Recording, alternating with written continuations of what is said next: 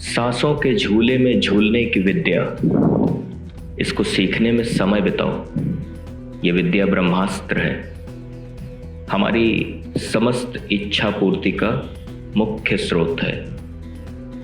यहाँ आने और यहाँ से जाने का इकलौता रास्ता है ये। ढूंढो ढूंढो इस रास्ते को, ताकि घर लौट सको पथिक, तुम घर लौट सको।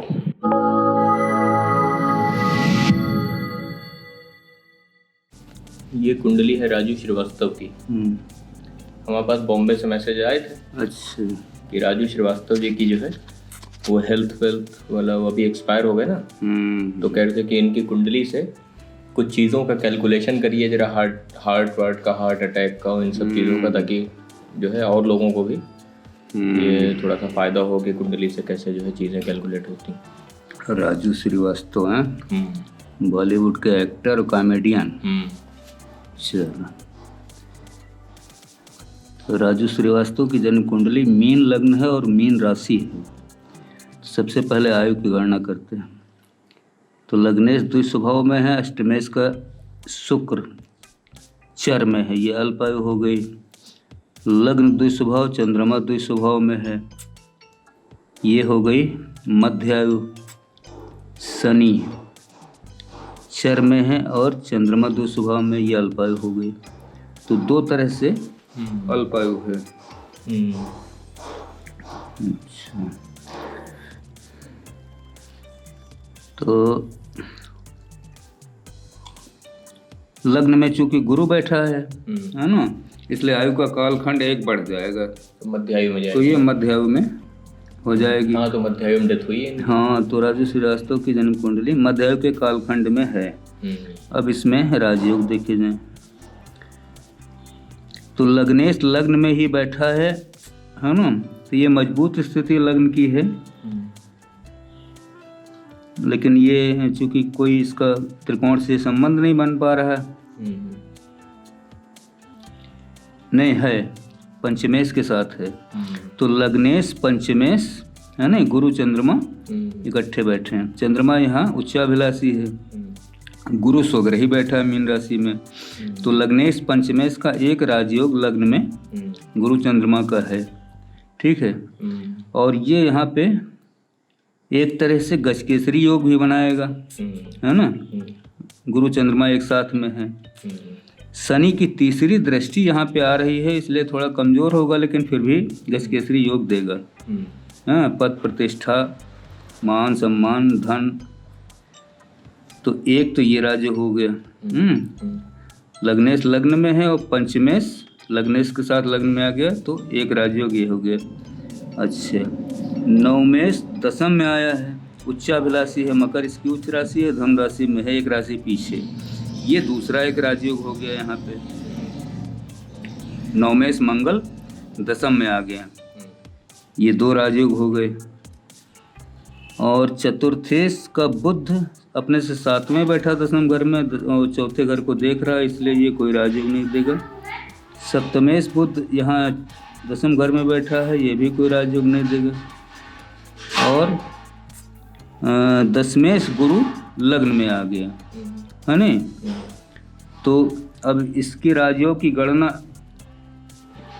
इस तरीके से होगी कि पंचमेश चंद्रमा आ गया यहाँ उच्चाभिलाषी लग्न में, एक राजयोग। लग्नेश लग्न में बैठा है, ये कोई राजयोग नहीं है, बस ये केवल लग्न को ठीक रखेगा।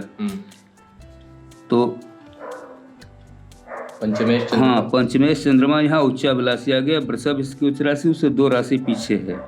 तो एक राजयोग ये हो गया। एक नवमेश मंगल दसम घर में उच्चाभिलाषी आ गया, मकर इसकी उच्च राशि, एक राशि पीछे है, दो राजयोग हो गए। और दसमेश का गुरु ये लग्न में आ गया, है ना, स्वग्रही। तो ये एक राजयोग ये दे देगा। तो तीन राजयोग की जन्म कुंडली पर हैं। अच्छे राजयोग होंगे तीनों।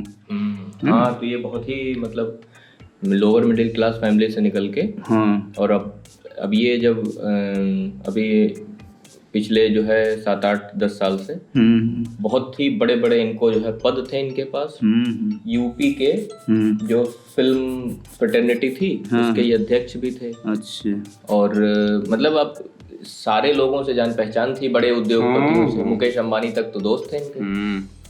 हाँ, तो हर चीज था इनके पास। 3 राजयोग हो गए। अब इस पे धन भाव देखो, धन भाव का मालिक मंगल और यही भाग्येश भी है, नवमेश है, 10वें घर में उच्चाभिलाषी बैठा है, इसलिए धन अच्छी स्थिति में होना चाहिए इनके पास। हाँ, है ना? हाँ, ठीक। अच्छा, चतुर्थेश 7वें बैठा अपने से 10वें घर में बुध, ये है तो यहाँ नीचाभिलाषी, लेकिन ये चौथे घर को, अपने घर को देख रहा है ना।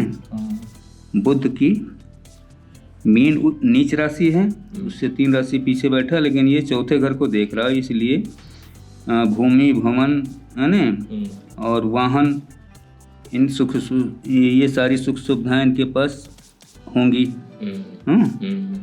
अच्छा, अब स्त्री का मालिक देखो, सप्तमेश बैठा है 10वें घर में बुध, है ना, नीचाभिलाषी है, लेकिन ये ठीक है। तो एक तरह से ये केंद्राधिपति दोष भी देगा बुध। अच्छा। हाँ, क्योंकि चतुर्थेश सप्तमेश से और केंद्र में ही है ना। तो ये, और ये सूर्य के साथ है केतु, मंगल और राहु, इन 3 ग्रहों से पीड़ित है। तो कहीं ना कहीं पत्नी के स्वास्थ्य पर भी इसका असर रहेगा, रहता होगा। हाँ, और नहीं होगा तो इसकी संभावना इसमें दिखती है जन्म कुंडली पे। अच्छा, इसमें करियर देखिए जरा ये। हाँ, अब करियर देखो कि 10वें लग्न में आ गया, राजयोग दे दिया, है ना। तो ये करियर तो, लेकिन ये मीन राशि में गया ये राजयोग, तो क्या करेगा? क्या, क्योंकि 10वें घर में पाप प्रभाव भी बहुत है ना। तो वहाँ पे क्या करेगा कि शुरुआती दौर में इनको बहुत संघर्ष कराएगा। अच्छा। हाँ, बहुत संघर्ष के बाद ही सफलता देगा करियर। तो ये चीज है।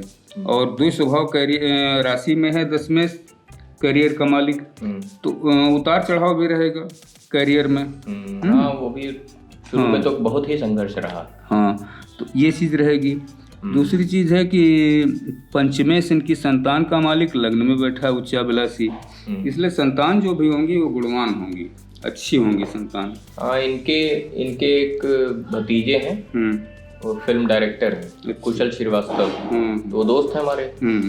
तो हम उनके थ्रू इनकी बेटी से मिले थे। ठीक थी, मतलब अच्छे सब लोग जो है, काम बढ़िया, मेहनती करने वाले। हाँ, तो ये इस तरह से स्थिति हो गई। तो बाकी हमारे हिसाब से ये हो गया। अच्छा, अब रोग के बारे में देखो जरा इनका, कि रोग खष्ठेश इनका सूर्य बना, ये 10वें घर में बैठा सूर्य, है ना। और ये मंगल इसके साथ में है, सूर्य के साथ मंगल है, केतु है, बुध है, और राहु की पूरी दृष्टि है यहाँ पे। तो ये क्या करेगा, ये यहाँ पे समस्या क्या खड़ी करेगा?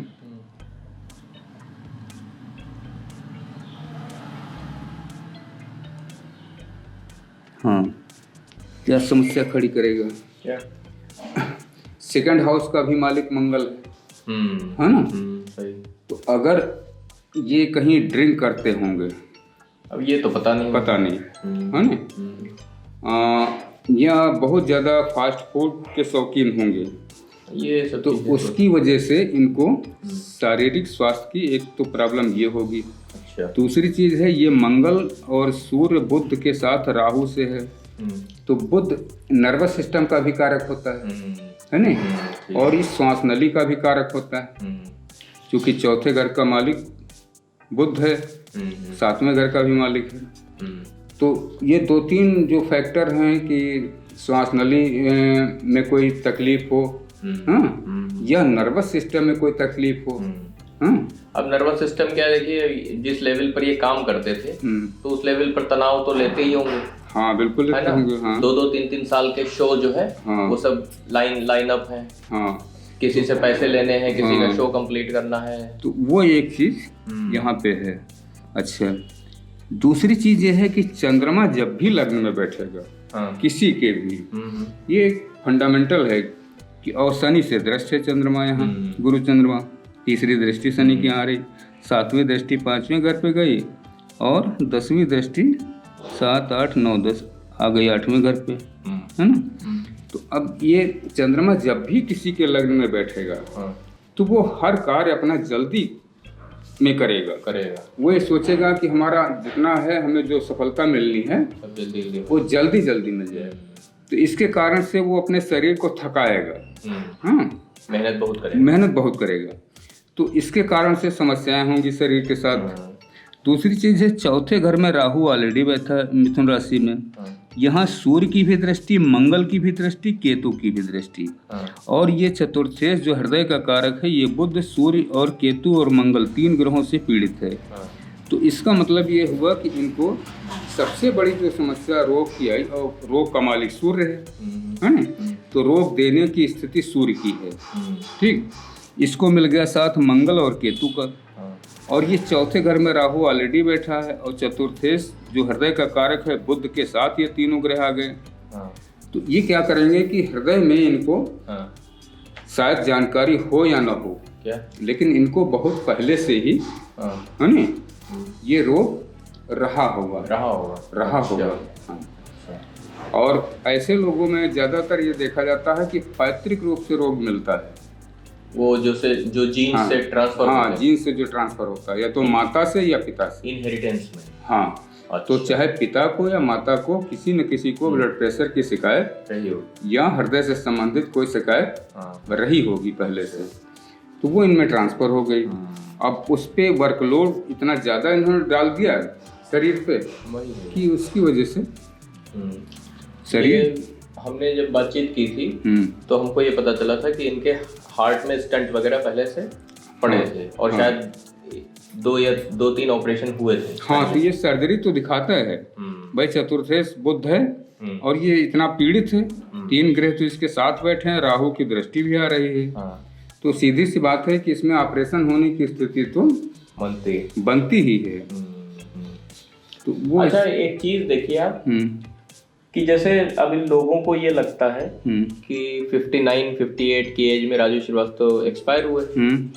अच्छा, हॉरोस्कोप बता रहा है कि मध्यायु में गई कुंडली। मध्यायु का कालखंड 40 से 80 यानी कि 40 के बाद आदमी कभी भी एक्सपायर हो सकता है। हाँ, ये तो हो सकता है सूत्र के हिसाब से। हाँ। अच्छा, अब अगर उसमें उसने अपना खान पान, तनाव, इनसे सबसे अगर निजात पा ली, ढंग से सब जीवन जी रहा, हाँ, तो 80 इसकी लिमिट है, ऊंची जो इसकी स्थिति है मध्यायु की, उच्चतम स्थिति 80 साल है। हाँ, तो 80 तक तो वो जा ही सकता है। तो यानी कि अगर आदमी हल्का सा कोशिश करे, अपना खान पान ठीक रखे हैं, बहुत ज्यादा तनाव ना ले, और कठिन एक्सरसाइज ना करे, तब तो ऐसा हो ही सकता है।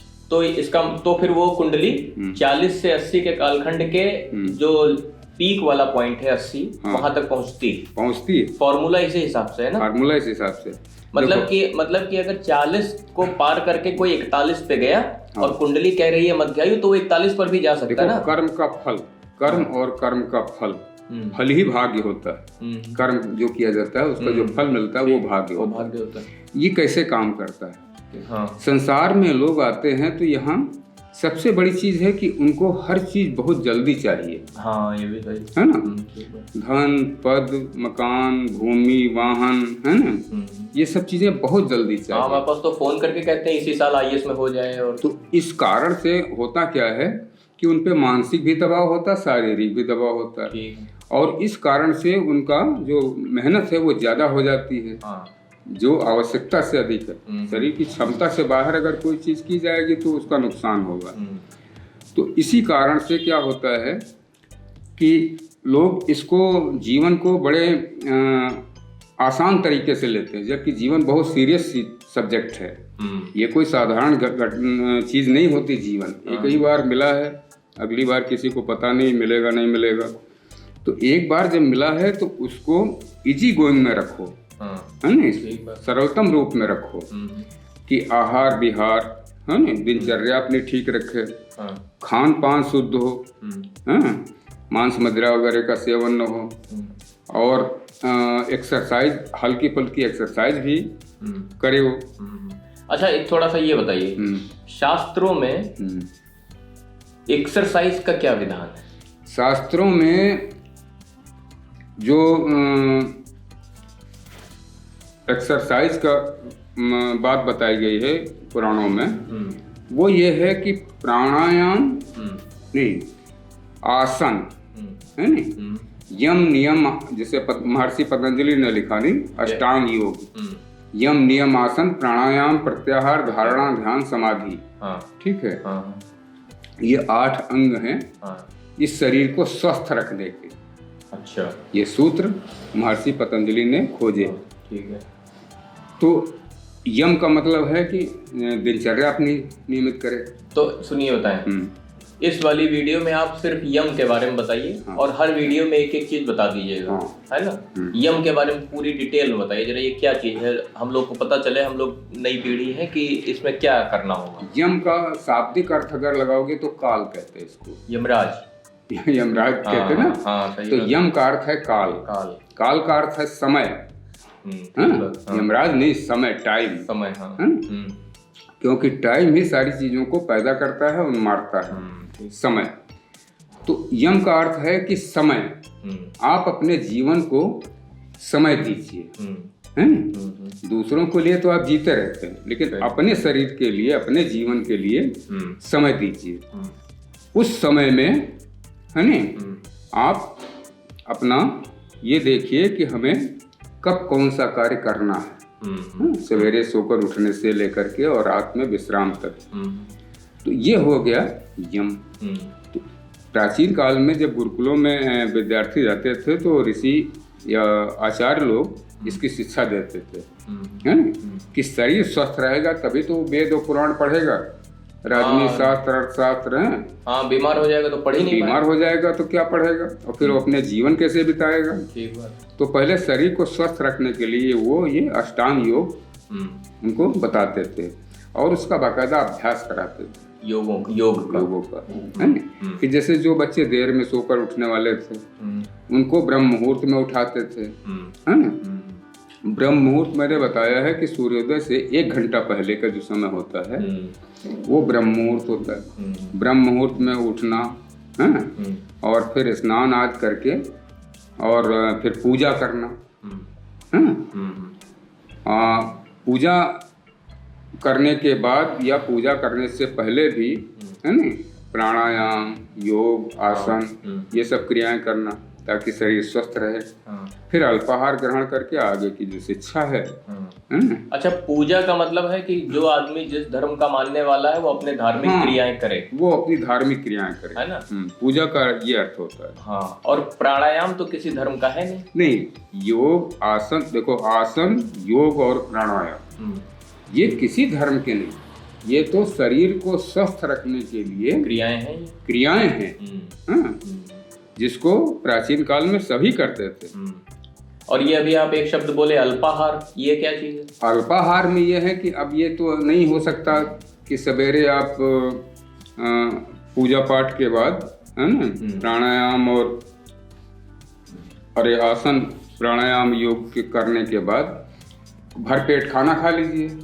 ये तो सुबह है ना, तो फिर दिन भर आलस बना रहेगा, अपने कार्यों में सुस्ती होगी, कार्य ठीक से नहीं कर पाएंगे। तो अल्पाहार जो प्राचीन काल में लेते थे उसमें लोग, तो उसमें दलिया, है ना, और ये भीगे हुए चने, इनका सेवन करते थे और गाय का दूध पीते थे। अच्छा। देसी गाय का, तब देसी गाय होती है। तो वो हो गया अल्पाहार। वो गाय जिसके सूर्य केतु नाड़ी होती, कंधा जिसका होता है। हाँ। अच्छा, तो अल्पाहार का मतलब है कम खाना, कम खाना, और ये जो नाश्ता जिसको कहते हैं, ब्रेकफास्ट इंग्लिश में कहते हैं। तो उस नाश्ते में, अब आजकल क्या है, नाश्ते में लोग ब्रेड मक्खन खाते हैं, है ना, कोई बंद मक्खन खाता है, कोई आमलेट खाता है, कोई कुछ खाता है, कोई पराठा खाता है, कोई पूड़ी खाता है।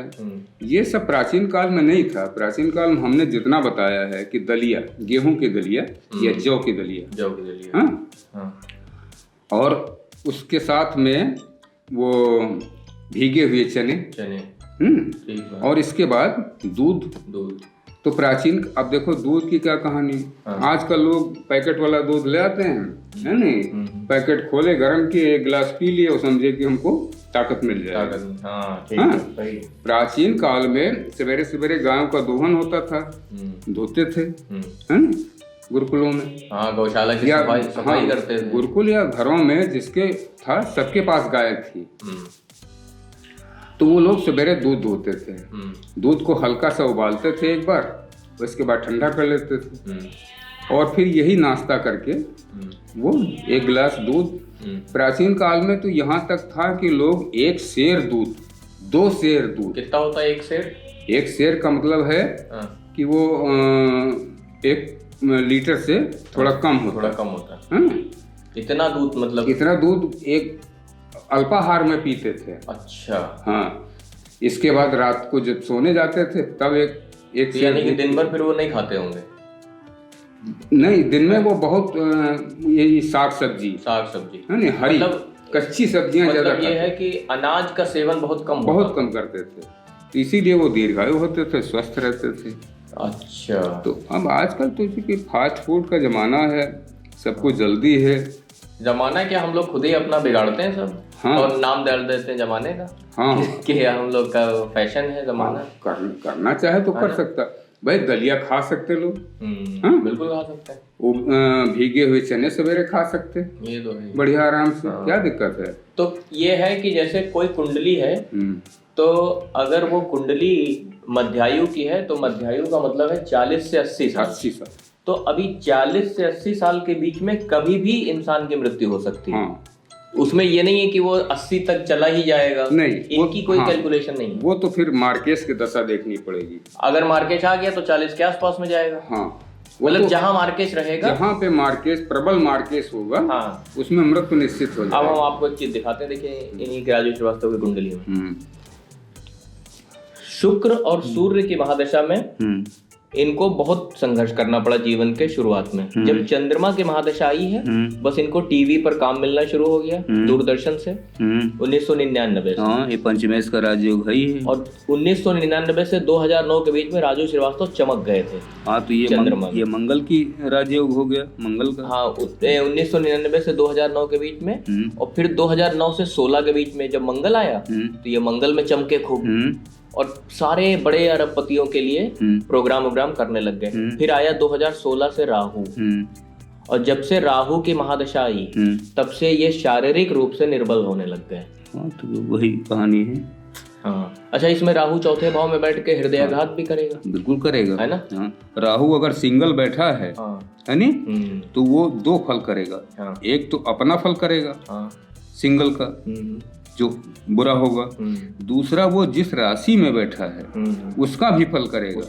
तो हृदय के राशि में बैठा है, चौथे घर में, है ना, मिथुन राशि में, तो या तो श्वास नली पे अटैक करेगा राहु, और यह हृदय पे आघात करेगा।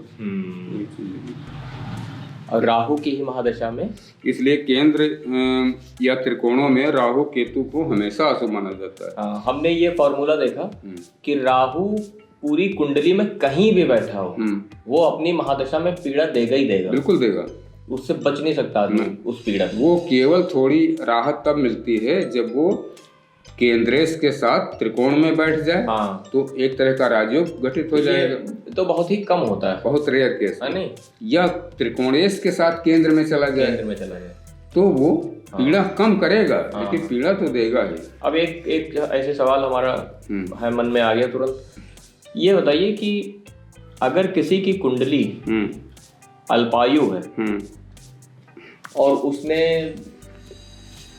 कहीं सुन रखा है कि समय का जो सद्गुरु होता है, उससे दीक्षा लेने के बाद आत्मज्ञान को उपलब्धता हो जाती है, और उसने उपलब्धता कर ली, तो क्या कुंडली के ग्रह नक्षत्रों का एक आत्मज्ञानी व्यक्ति के ऊपर असर पड़ता है, या आत्मज्ञानी पे असर नहीं होता? नहीं, वो काल की परिधि से बाहर है। अच्छा, वो मृत्यु को पार कर चुका है। ठीक बात। आत्मा हमेशा अजर अमर अविनाशी कही जाती है।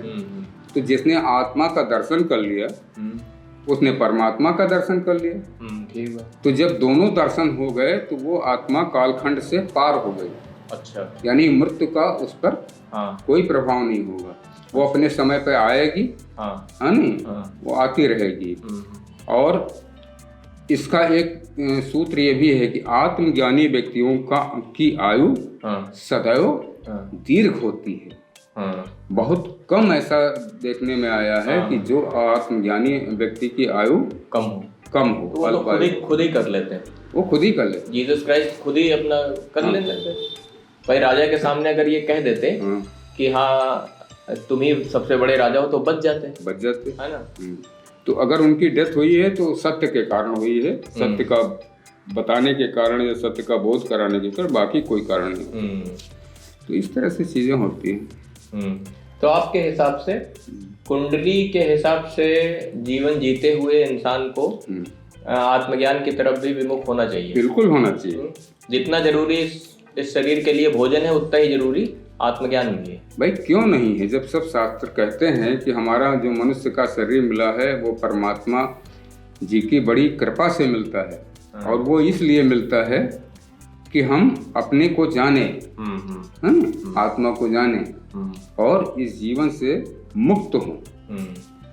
तो अब अगर इसमें कोई प्रयास नहीं करता है, इसका मतलब है कि वो कालखंड में ही रहना चाहता है, रहता है। और इसकी कितनी पॉसिबिलिटी है कि वो जो कुदरती शक्ति है वो निर्धारित करती है कि आत्मज्ञान को उपलब्ध होगा कि नहीं होगा। ये नियम देखो, छूट सबके लिए। अच्छा, छूट इसलिए है कि कर्म करने का अधिकार तो परमात्मा ने हर मनुष्य को दिया है। ठीक बात। अब ये मनुष्य के ऊपर है कि वो कर्म करता है या नहीं करता है, क्योंकि जैसा कर्म करेगा फल वैसा ही मिलेगा। तो वो अगर आत्मज्ञान की दिशा में प्रयास करता है तो मिलता है। हाँ देखिए, बुद्ध घर छोड़ के निकल गए तो मिला उनको, और अगर नहीं करेगा प्रयास तो नहीं मिलेगा। अच्छा, ये जितने भी इतिहास में आत्मज्ञानी हैं, सिर्फ इतने ही आत्मज्ञानी नहीं थे, इनके अलावा भी बहुत सारे हजारों में, लाखों में थे जिनकी चर्चा ही नहीं। चर्चे नहीं तो वो हाईलाइट नहीं हुए। उन्होंने अपने को हाईलाइट ही नहीं किया ना, चुपचाप अपना जीवन बिता गए। वो चीज तो ठीक है फिर, है ना। इसका मतलब यह है कि कुंडली जो है में अगर राजयोग नहीं होगा तो सफलता नहीं मिलेगी। और कुंडली में अगर ये सब जैसे हार्ट अटैक और ये सब जो चीजें हो रही हैं, अगर इनकी कैलकुलेशन पॉसिबल हैं तो फिर वो जीवन में वो होंगी घटित। एक मैं चीज बता रहा हूँ क्या, जो बिल्कुल निश्चित है कि पहले का तो थोड़ा ठीक था इंसानों का शरीर, लेकिन जब से 2019 से कोरोना आया है संसार के अंदर, तब से हर मनुष्य का इम्यून सिस्टम जो है, प्रतिरोधक क्षमता, वो कम हो गई।